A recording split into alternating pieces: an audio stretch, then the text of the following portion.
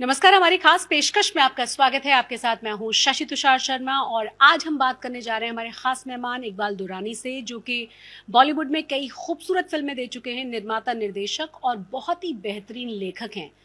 बात करने हम इसलिए जा रहे हैं, क्यों आज खास है ये प्रोग्राम, क्योंकि सामवेद को उर्दू में पहली बार ट्रांसलेट किया गया है, वो भी बहुत ही खूबसूरत चित्रों के साथ, हिंदी एंड उर्दू। इसके बारे में हम बात करेंगे। साथ ही आपको बता दें कि हमारे 4 वेद हैं, ऋग्वेद, अथर्ववेद, यजुर्वेद और सामवेद। सामवेद मतलब जिसे गाया जा सकता हो, जिसके मंत्रों का गायन किया जा सकता हो। बहुत बहुत स्वागत है आपका इकबाल जी। और क्या मैंने सही कहा कि सामवेद मतलब जिनके मंत्रों को गायन किया जा सकता हो, गाकर सुनाया जा सकता, ऐसा ही है? बिल्कुल। हुआ यूं था कि वेद मैंने देखा नहीं था कभी पहले। मैं गया एटा, वहाँ पे लोकेशन देखने के लिए मैं एक गुरुकुल में चला गया। जी। तो वहाँ की दीवारों पे वेद लिखे हुए थे संस्कृत में और भावार्थ थे, तो मैं पढ़ता गया। मैंने कहा इसकी प्रतियां मुझे मिलेंगी? तो वहाँ के जो प्राचार्य महोदय थे वो आए, तो मैंने उनसे कहा, फिर बातें शुरू हुई। तो आधे घंटे में क्या क्या बात हुई पता नहीं। आधे घंटे में उन्होंने कहा कि इकबाल जी, आप तो बात करके लगता ही नहीं कि आप फिल्मी आदमी हो। फिल्मी आदमी तो शराब शबाब वगैरह वगैरह में रहते हैं, आप तो अध्यात्म की बातें कर रहे हैं। तो मैं आपको एक चीज़ प्रेजेंट करना चाहता हूँ। मैंने कहा ज़ही नसीब। तो उन्होंने अपने लोगों को इशारा किया, तो कोई लाल कपड़े में कोई चीज़ ले आए, बड़ी सी चीज़ थी, और मेरे हाथ में रख दिया। तो मैंने पूछा नहीं कि क्या है, मोहब्बत से कोई दे तो पूछना क्या, ले लिया। उन्होंने लाल रंग का कपड़ा हटाया तो वो तीनों वेद थे, अर्थवेद, ऋग्वेद, सामवेद। बोले आयुर्वेद आपको इसलिए नहीं दे रहा हूँ कि वो मेडिकल बुक है, तो ये गिफ्ट मुझे उन्होंने दिया। और मैं हैरान था, जो इन किताबों को कभी देखा नहीं था। मेरे हाथों में तीनों वेद एक साथ रख दिए। तो मैंने आसमान की तरफ सर उठा के पूछा, मुझसे कराना क्या चाहते हो, ये क्या है? मैं आता हूँ फिल्म के लिए, मेरे हाथों में वेद रखवा देते हो। मतलब उनका स्क्रीन प्ले गजब है। फिर मैं बम्बई आया, तीनों वेद पढ़ गया, पढ़ने की आदत है, पढ़ गया। फिर साम वेद पढ़ते हुए मुझे लगा कि ये तो मेरे दिल के बड़े करीब है। तो फिर मैंने दरियाफ्त भी किया कि किसी ने इसको उर्दू में ट्रांसलेट किया है क्या, देखो तुम। तो मेरे बेटे मशाल ने कहा कि नहीं। तो मैंने एक फैसला ले लिया कि मैं इसको उर्दू में ट्रांसलेट करूंगा।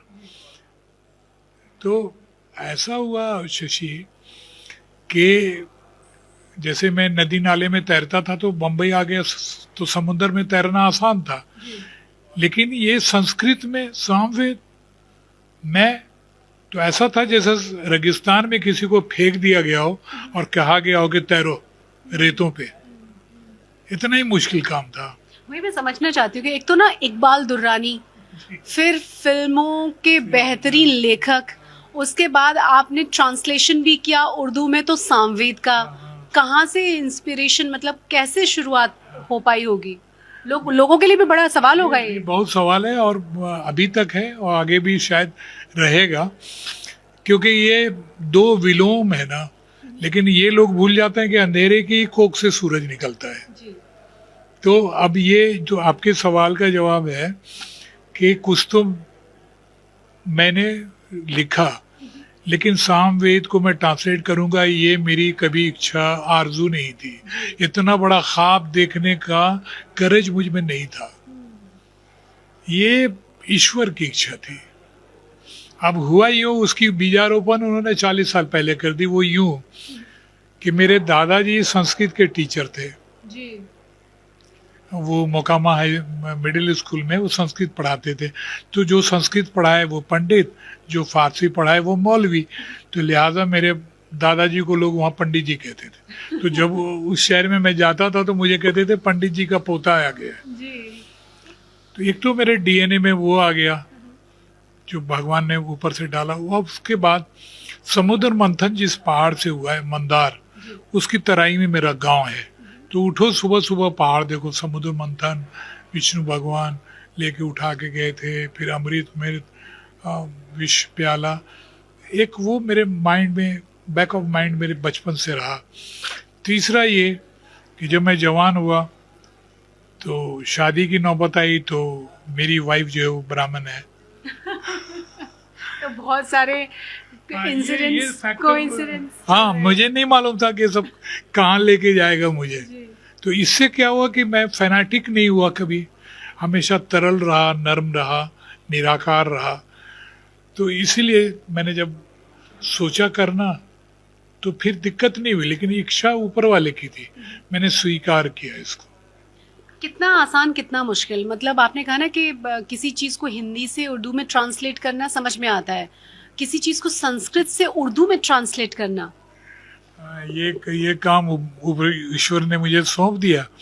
अब मैंने क्या कि आपको तरीका बताऊं, और मैंने डिक्शनरी ली, तो फिर डिक्शनरी में पढ़ा शब्द, फिर मालूम हुआ वैदिक डिक्शनरी अलग होती है, तो वो दोनों डिक्शनरी मंगाई।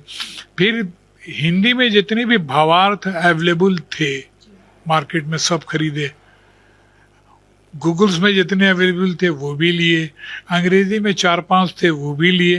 तो अब क्या होता था कि एक एक शब्द मैं पहले डिक्शनरी में पढ़ता था, फिर इसने क्या लिखा, इसने क्या लिखा, इसने क्या लिखा, तो 15-16 भावार्थ पे जल तरंग की तरह मैं बसता था। इसने क्या किया, इसने क्या, क्योंकि हर एक के भावार्थ अलग अलग हैं, वो ट्रांसलेशन नहीं है, भावार्थ है। हाँ हाँ, भाव है, तो हर एक के बाद कुछ ना कुछ अलग है। तो 15-16 जो अवेलेबल जितने भी हैं सबको मैंने पढ़ा, और जल तरंग, उसके बाद फिर एक शब्द लिखता था। फिर ऐसे करके मैंने पूरा किया कि उनकी लिखी हुई चीज़ें जो उनके best of word, best of उनका सिंबलिज्म, वो सब मैंने रखा, और साथ में अपनी मन की बात भी उसमें रखी। जो साइड में हिंदी रहेगा, चूंकि हिंदी लेफ्ट हैंड से लिखी जाती, राइट साइड उर्दू रहेगा जो लिखी रहेगी, तो एक पेज पे संस्कृत भी, हिंदी भी, उर्दू भी, और फिर इसके पीछे इसके भाव से मिलता हुआ चित्र। ये सारी चीज़ें नहीं है जो कभी हुई नहीं है, क्योंकि मेरी एक आदत है कि मैं तो चाहता तो लिख करके काले उजले पन्नों पे छप जाती। सामवेद मार्केट में अवेलेबल भी है 350-400 रुपये में, मेरी किताब भी इसी में से। लेकिन चूंकि मैं फिल्म वाला हूँ तो मैं चाहता हूँ कि मेरी कोई कहानी अच्छे से पेश हो, खूबसूरत तरीके से पेश हो, तो वो मुझे एजुकेशन वहाँ मिला, वो मैंने इसमें जोड़ दिया। तो अब वो है कि हमारे यंगस्टर्स को बताइए आपके, मतलब ये सामवेद में क्या है, क्यों उनको पढ़ना चाहिए, और क्या खास चीजें ऐसी हैं जो आपको लगती है कि बहुत स्पेशल है। अभी जैसे सामवेद का एक मंत्र बताता हूँ आपको कि समस्य मन्नवे विश्वा नमांतकृष्य समुद्र ये सिंधवा। कहने का मतलब ये है कि ए प्रकाश स्वरूप परमेश्वर, तू हर जगह छाया हुआ है, और तुमसे मिलने को हम उसी तरह आतुर हैं जिस तरह से नदियां समुद्र से मिलने के लिए आतुर होती हैं। अब ये हिंदी में है, उर्दू में जैसे है प्रकाशमान परमेश्वर। अब मैं बड़ा मुश्किल में फंस गया था कि प्रकाशमान का हिंदी क्या करूं। अगर मैं कहूं प्रकाश वाले तो मज़ा नहीं आएगा, उसके लिए बात ही नहीं होती। अब उर्दू में ट्रांसलेट करूं है रोशनी वाले, तो ये भी लगता है मैं किसी बाजू वाले को बोल रहा हूँ। है रोशनी वाले। हाँ, तो मैंने कहा इसकी गरिमा को कैसे मैं बचा के रखूं। हाँ, डिग्निफाइड वे में। तो हमने कहा हे प्रकाशमान रहने दो, इसको प्रकाश वाले नहीं बनाते। तो अब उर्दू में क्या ढूंढे, तो लगा उर्दू में जो करेंगे तो बहुत हल्का हो जाता है। तो फिर मैं गया पर्शियन में और अरबिक में, क्योंकि जिस तरह से संस्कृत एक मदर लैंग्वेज है, उसी तरह पर्शियन अरबी भी एक मदर लैंग्वेज है। इसकी वजन की चीज़ें वहीं मिलेगी, मतलब चलो उसके दरबार में। तो वहाँ से मैंने वर्ड चुना। अभी मैं आपको वर्ड सुनाता हूँ। हे प्रकाशमान, तो उसका ट्रांसलेशन ये हुआ ए नूर मुजस्सम। ओह वाह। तो अब आपको लगेगा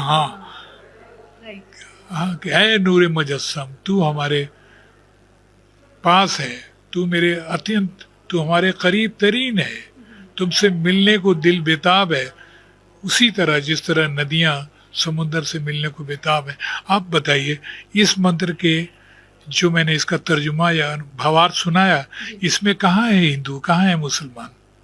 हाँ, मैं ये आपसे पूछने वाली थी। अभी देख रहे हैं ना कि कितना जबरदस्त तरीके का पॉलिटिक्स है। हालांकि देखिए ये देश कितना खूबसूरत है कि आपके दादाजी संस्कृत के टीचर थे, तो मुसलमान होने के बावजूद आपको वहाँ पर पंडित जी का बच्चा कहा जा रहा है, पोता कहा जा रहा है, तो कितना सामंजस्य, कितनी खूबसूरती है हमारे देश में, हमारे समाज में। यही हिंदुस्तान था। आप बताइए, जो मैंने सुनाया, हे नूरे मुजस्सम, तू हमारे करीब तरीन है, तुमसे मिलने के लिए हम उसी तरह बेताब हैं जिस तरह नदियाँ समुद्र से मिलने के लिए बेताब होती हैं। अब बताइए इस लैंग्वेज में, या हे प्रकाशमान, तू मेरे अति समीप है, तुमसे मिलने के लिए हम व्याकुल हैं, जिस तरह से नदियां समुद्र से मिलने के लिए। इसमें कहाँ है हिंदू, मुसलमान, सिख, क्रिश्चियन? ये तो रूहानी कथन है, ये सनातनी गुहार है, ये शाश्वत सच्चाई है, जिसको एक हिंदू भी पढ़े और मुसलमान भी पढ़े, सब पढ़े। मुझे उस शाम की यही खूबी है कि इसको सभी ग्रहण करेंगे, क्योंकि इसमें कहीं हद और सरहद ही नहीं है, और मोहब्बत में हद और सरहद होती भी नहीं। और शाम जो है मोहब्बत का कलाम है, इसकी तासीर में कभी शाम नहीं होगी, इसके सफ़र की कभी पूर्ण विराम नहीं होगी, मेरा यकीन है। और हमें भी यकीन है कि ये सबको बहुत ज़्यादा पसंद आएगा, जिस मेहनत के साथ, जिस करेज के साथ आपने लिखा है। बिल्कुल, चूंकि ये मोहब्बत की भाषा और हमारी मिट्टी की भाषा है, जी। मिट्टी बोल रही है ये। और ये जो आपको बताऊं कि शाम है क्या, शाम में दुआएं हैं, अर्चनाएं हैं, प्रार्थनाएं हैं, इसीलिए इसमें नरमी है, संगीत है, समर्पण है। क्योंकि जो भगवान है वो हर प्रकाश और ताप का वही मालिक है, हर चीज़ के अंतर में वही है। तो हम अगर उसको पाना चाहें तो अपने उपासना रस से उसको सींचना होगा, और सींचते सींचते एक दिन अपनी आत्म शक्ति को ख़त्म कर देना होगा, तब वो परमात्मा हमें आश्रय देगा, हमें मोक्ष देगा, या उर्दू में कहिए हमें निजात मिलेगी, जन्नत मिलेगा, स्वर्ग मिलेगा। बात एक ही है, लेकिन भाव बेशक अलग हो, शब्द अलग हो, एक ही है सर। शाखों पे हम बैठ गए इसलिए दूरियां हैं, हम जड़ों में आए तो कोई दूरी नहीं है। ये जो परमात्मा का जिक्र है जड़ों का है, मूल है, ये धर्म का मूल है। बाकी चीजें बन गई, बना दी गई, वो अलग बहस है। मैं तो यहीं बैठा हूँ जड़ में। तो मतलब अभी मैं आपको ये भी पूछना चाहूंगी कि आपने इतना बड़ा काम कर लिया है, इसके बाद फिर, क्योंकि आपको 3 ग्रंथ दिए, 3 वेद उन्होंने दिए थे, तो कुछ और भी प्लानिंग है आगे? नहीं, पहले तो मैं इसी पे पहले इसको जन जन तक पहुंचाऊं। अभी मैं एक और बात आपको बताऊं शशि, कि 1650 के आसपास दारा शिकोह ने 52 उपनिषद का ट्रांसलेशन कराया था। 52 यानी उपनिषद टोटल 52 हैं, तो सभी का उन्होंने कराया था, किया नहीं था। पंडित बड़े राजा थे ना, वो करते नहीं थे, कराते थे, हमारे मजदूर नहीं थे, तो कराया था। उसके बाद उन्होंने कहा रे उपनिषद का आपने कराया, वेद तो मूल पुस्तक है, उसका कराना चाहिए। बोला अब इसका कराएंगे।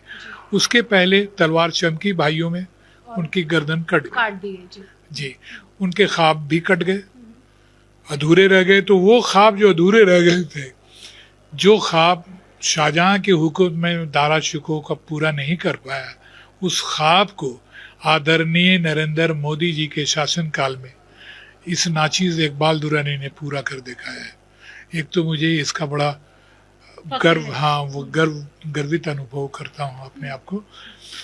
तो और दूसरा है कि एक जिम्मेदारी भी महसूस कर रहा था मैं, कि जो आदमी, आज बच्चे हमारे हिफ्ज करते हैं कुरान का, लेकिन वो हिफ्ज कर लिया, इसके माने क्या है बाबू, माने उसको नहीं मालूम है। अर्चना अमृत पी रहे मंदिर जाके बच्चे, जो तुमने पिया उसके मतलब क्या है, जो मंत्र पढ़े गए उसको नहीं मालूम। कहने का मतलब ये है कि हम जिस धर्म को मानते हैं उसको भी पूरा जानते नहीं। लेकिन सच है, और कम से कम जो हमारी नई पीढ़ी है उसके लिए बड़ी मुश्किल है। हाँ, हम जिसको मान रहे हैं उसको पूरी तरह से जान नहीं रहे, और जिससे हम नफरत कर रहे हैं उसको भी पूरी तरह जान नहीं रहे। ये और बड़ी सच्चाई है। तो हमारी मोहब्बत भी अंधी, हमारी दुश्मनी भी दुश्मनी भी अंधी। तो मैं कोई धर्माधिकारी नहीं बनना, मुझे कोई मुफ्ती नहीं बनना। मैंने ये चाहा कि मैं एक लैंप पोस्ट की रोशनी बन जाऊं, जो कुछ रोशनी करूं। और अपनी अपनी चीज़ों को पढ़ो तो भाई अच्छे से पढ़ो, फिर नफरत करो मोहब्बत करो तुम्हारी जिम्मेदारी, मेरा जिम्मेदारी इतनी है कि एक रोशनी फैला के चले जाओ। कुछ यंगस्टर्स को और मैसेज देना चाहेंगे? आप बहुत अच्छी बातें कर रहे हैं और ख़ास तौर से जो नई पीढ़ी है उसके बड़े काम की चीज़ें हैं। सवाल ये कि आप अगर धर्म को नहीं मानेंगे ना तो अधार्मिक तो हो ही जाएंगे, दूसरी आपको शांति नहीं मिलेगी। सबसे बड़ी बात धर्म से जो मिलती है वो शांति मिलती है, आनंद की कैफियत मिलती है, वरना छटपटाते रहेंगे आप करोड़ों रुपए के बिस्तर पे नींद के लिए। ये आत्मशक्ति के लिए आपको जिनविन पढ़ना पड़ेगा अपने अपने, आप जिस भी धर्म के हैं। मैं धर्मों का WWF कराने के कायल नहीं हूँ, न धर्म परिवर्तन का मैं कायल हूँ। हर एक के धर्म में, जैसे ये मैं साम पढ़ रहा हूँ, तो इसमें क्या गलत है कि हर नदियां समुद्र की तरफ जाएं, हम भी अपने को नदी समझें। उस जाना ही है आपको, आप कहीं भाग नहीं सकते दुनिया से दूर, जाना ही है आपको। तो जरा सोचो तो सही, क्या मुंह लेके जाओगे? एक महबूबा भी महबूब के पास जाती है कि जाना ही है, तो भी थोड़ा सज के जाती है। तुम भी सजा लो यार अपनी जिंदगी थोड़ी अपने अच्छे कर्मों से। अच्छे कर्मों से।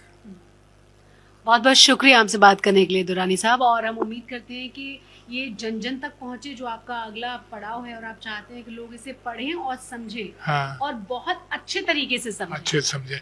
और सबसे बड़ी बात मेरे बच्चों याद रखना, ये आदमी कोई धार्मिक स्थल से पढ़ा हुआ नहीं, ये तुम्हारी तरह स्कूलों का पढ़ा हुआ है और फिल्मी दुनिया का रंगा हुआ आदमी है, जो वहाँ उसके बाद भी इस सामने मुझे आकर्षित किया। कोई पेशेवर आदमी, धार्मिक आदमी नहीं हूं मैं। तो बेटे, जिंदगी की हर कामयाबी, हर रोशनी के पीछे एक अंधेरा है। ये तो मैंने अपने दर्शकों को बताया भी कि किस तरह से बड़े बड़े फिल्म स्टार को फिल्म स्टार बनाने वाले, चाहे अजय देवगन है, अक्षय कुमार है, उनकी फिल्मों के सारे बड़े लेखक और उनको वहां तक पहुंचाने वाले। हाँ, तो उस तरह का व्यक्ति अगर इस तरह की चीजें लिख रहा है तो आप कम से कम ध्यान से सुनिए। अब ये एक ही आखिरी चीज है जी, वो है मोहब्बत। जो दुनिया जीत ले वो वीर है, और जो दिल जीत ले वो महावीर है। और महावीर बनने का एक ही है ये कि रूह को निचोड़ कर, लिबास और जुल्फों का निचोड़ना तो बहुत सुना होगा, रूह को निचोड़ कर मोहब्बत की एक बूंद गिरा दो, बस देखना सारा समंदर मीठा हो जाएगा। जय हिंद, जय मोहब्बत। बहुत बहुत शुक्रिया, बहुत बहुत शुक्रिया। ढेर सारी शुभकामनाएं आपकी इस ट्रांसलेशन के लिए, जन जन तक पहुंचे आपके ये प्रयास। आमीन आमीन। और आज तक का मैं चाहूंगा कि आज भी मेरे साथ है और कल भी मेरे साथ रहे। Thank you sir, thank you. इसी के साथ हमारी इस खास पेशकश में बस इतना ही। नमस्कार।